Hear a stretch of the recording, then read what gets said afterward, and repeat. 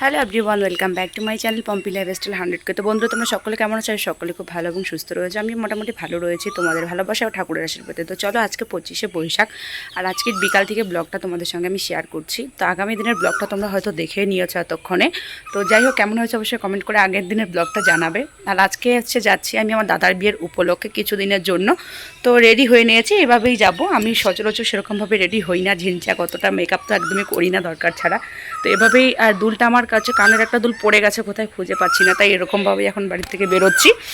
আর এদিকে তোমাদের সঙ্গে শেয়ার করে দিই, একটুখানি হয়ে গেছে, তালা দেওয়া হয়ে গেছে। আর গরু ফাইনালি আমরা গরু এরকমভাবে রাখছি। শেষে আমাদের এই ব্যবস্থা করা হলো। রান্নাঘরেও তালা দেওয়া হয়ে গেছে। তো গরু ঢুকানো হয়ে গেছে এই ঘরে, নতুন ঘরে আজকে ফার্স্ট। আর গরুকে তোলার জন্য এদিকে দেওয়া হয়েছে আর এদিকে ওরকমভাবে দেওয়া হয়েছে, যাতে গরুটা এদিক থেকে ওদিকে নামতে পারে, উঠতে পারে। তো দরজা কিন্তু খোলাও যায়, আবার লাগানোও যায়। আর নিচ দিয়ে যেহেতু ফাঁকা, তাই নিচেরটাতে এরকমভাবে দেওয়া হয়েছে। তো চলো, গাড়ি টোটো, আমাদের যেহেতু টোটোতেই যাবো, তো টোটোটা আসুক, টোটো আসলে আমরা এখন বাড়ির থেকে বেরোবো।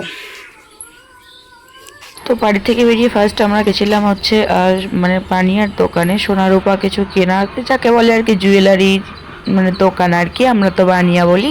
তো যাই হোক, কিছু সোনা রূপা কেনার ছিল।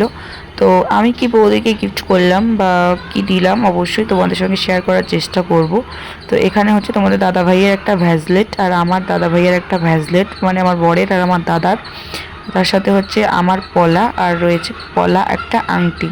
তো সমস্ত কিছু দেখাশোনা করা হলো, কি নিয়েছি, কতটা দাম পড়লো অবশ্যই তোমাদেরকে জানাবো। তো এগুলো নেওয়ার পরে আমরা আর মাঝখানে কোনো ভিডিও তোমাদের সঙ্গে শেয়ার করতে পারিনি, একদম আমাদের প্রিয় টোলগেটে এসে তোমাদের সঙ্গে শেয়ার করছি। তো যাই হোক, এখানে আসার পর একটুখানি শান্তি লাগে, নিজের একটা জায়গা। আর এই নিজের জায়গাতে পা রাখলে বা আসলে কার শান্তি না লাগে, কার ভালো না লাগে বলো। তো যাই হোক, আমি ভয়েসটা পরে দিচ্ছি, গলার অবস্থা আমার খুব খারাপ হয়ে গেছে। আর রাত্রেবেলা যেহেতু হচ্ছে মেয়েকে নিয়ে আসছিলাম, আর টোটো করে আসছিলাম, 9টা বেজে গেছে, তখন দোকানে একটু লেট হয়েছিল আমাদের, একটু বলতে ভালোই লেট হয়েছিল। তো অনেক বেটিংপত্র নিয়ে এসেছি। তো তো আমি প্রথমত ভেবেছিলাম এখান থেকে ডাইরেক্টলি মানে বরের বাড়ি থেকে ডাইরেক্টলি আমি মানে বিয়ে বাড়িতে যাব, কিন্তু দুর্ভাগ্যবশত এত ব্যাগ ট্যাগ নিয়ে আমি আর মানে পৌঁছাতে পারলাম না বিয়ে বাড়িতে। শেষে আমাকে বাপের বাড়িতে ঢুকতে হলো। চলো তার কারণটাও বলি, কারণ আমার একটা সমস্যা হয়েছে, তো সেটার জন্য ওষুধ নিচ্ছিলাম আর কি। ওষুধ নিতে নিতে 1 থেকে 1.5 ঘন্টা লেগে গেছিলো, যার কারণে আমি নিজেই মানে পারলাম না আর কি ওখানে পৌঁছোতে। তারপরের দিন সকালবেলা আবারও তোমাদের সঙ্গে ব্লগটা শেয়ার করছি। তো চলো, তারপরের দিন মানে 2 দিনের ব্লগ তোমাদের সঙ্গে শেয়ার করছি। আগের দিন সন্ধ্যার আগ থেকে শুরু করেছি, রাত অবধি মানে তোমাদের সঙ্গে শেয়ার করেছি।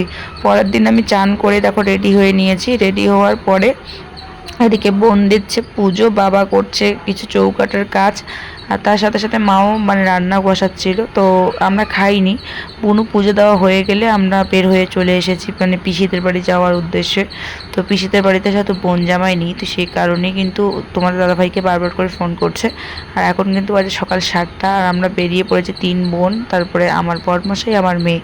তো চলো, যেতে যেতে তোমাদের সঙ্গে একটুখানি কথা আমি শেয়ার করব। তো তার আগে হচ্ছে আমার মেয়েকে দেখো, যে ও ট্রলিটা মানে কিছুতেই ছাড়বে না, ওর কোনো জায়গায় গেলে ওর ব্যাগ লাগবেই, ও ব্যাগ ছাড়া কোনো জায়গায় যায় না।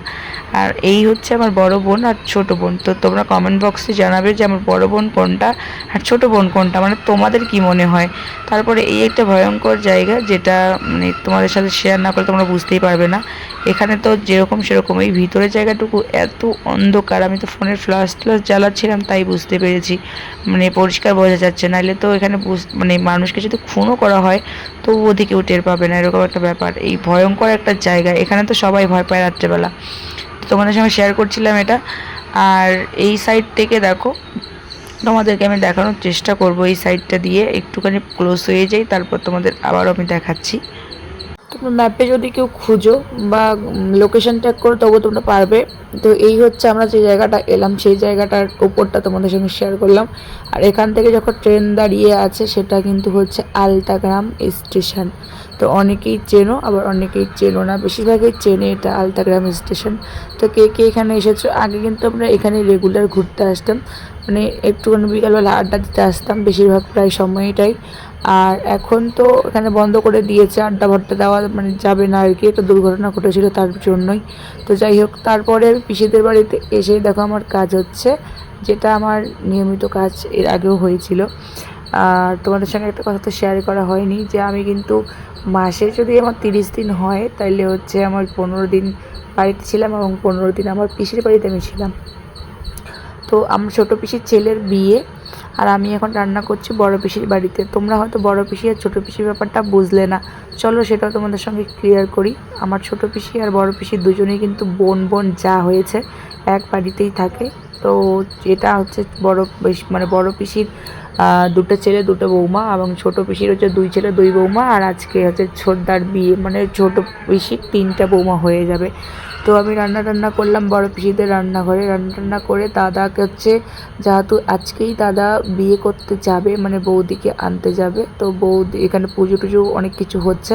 তো ভাবলাম চলো বৌদির গিফটটা বৌদিকে পরে দেবো। দাদার গিফটটা হচ্ছে আগে দাদাকে ভ্যাসলেটটা হাতে পরিয়ে দিই। তো দাদার হাতে ভ্যাসলেটটা পরিয়ে দিয়েছি। তোমরা এখন যদি দেখতে কেউ নাও পারো, তোমরা পরে নিশ্চয়ই দেখতে পারবে ওর হাতে ভ্যাসলেট রয়েছে। তো তারপর আমি ওখান থেকে পুজো বসাচ্ছে, তোমরা দাদাভাই ওখানে কন্টিনিউ রয়েছে। তারপর আমি চলে এলাম আবার বড় পিসিদের রান্নাঘরে। আসার পর এখানে বড় পিসি আমাকে দুধ খেতে দিয়েছিল, তো সেটাই এখন আমি খাচ্ছিলাম আর কি। তো খাওয়ার পর চলো মানে একটুখানি মাথাটা ঠান্ডা হয়েছে, কারণ এখনও পর্যন্ত পেটে কোনো ভাত পড়েনি সে কারণেই। আর এদিকে দেখি ব্যাংক পার্টিও চলে এসেছে, সবার একটুখানি ডান্স উপভোগ করো তোমরাও আর আমিও, চলো।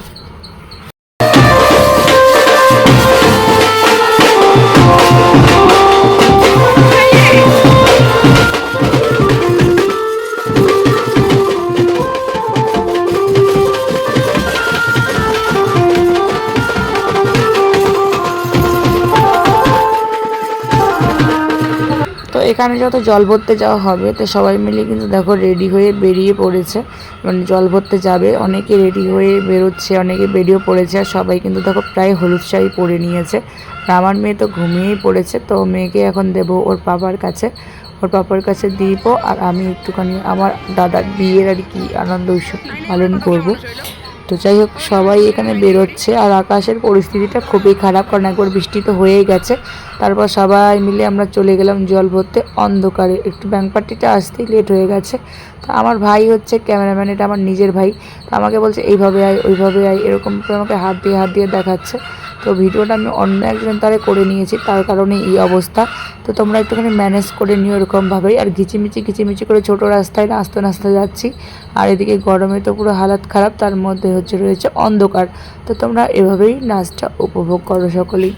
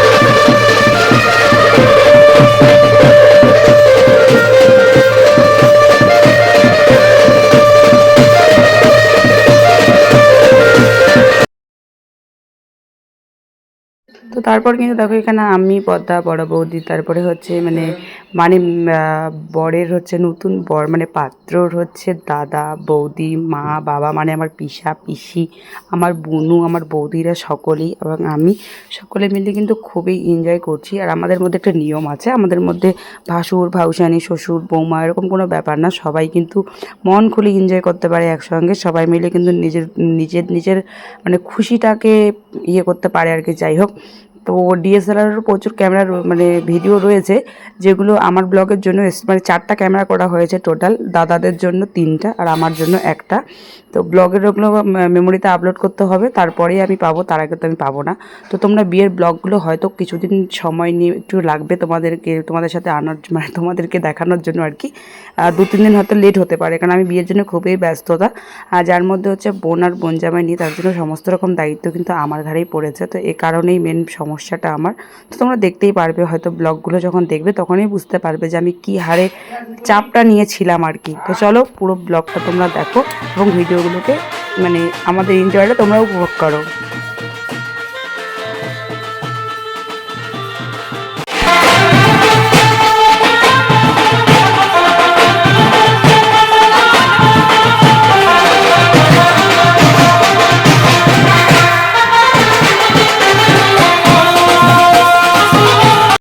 আর আমাদের যেহেতু ভোর 3টায় লগ্ন ছিল, সে কারণে কিন্তু আমরা 12টা নাগাদ বাড়ির থেকে বের হয়ে গেছি।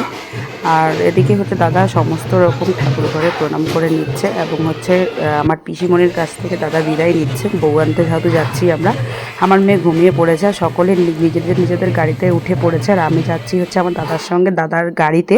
তো চলো বৌদিকে নিয়ে আসি, তারপরে নতুন একটা ব্লগ দেখবে। ততক্ষণে সবাই ভালো থেকো, সুস্থ থেকো, দেখা হচ্ছে আগামীকাল।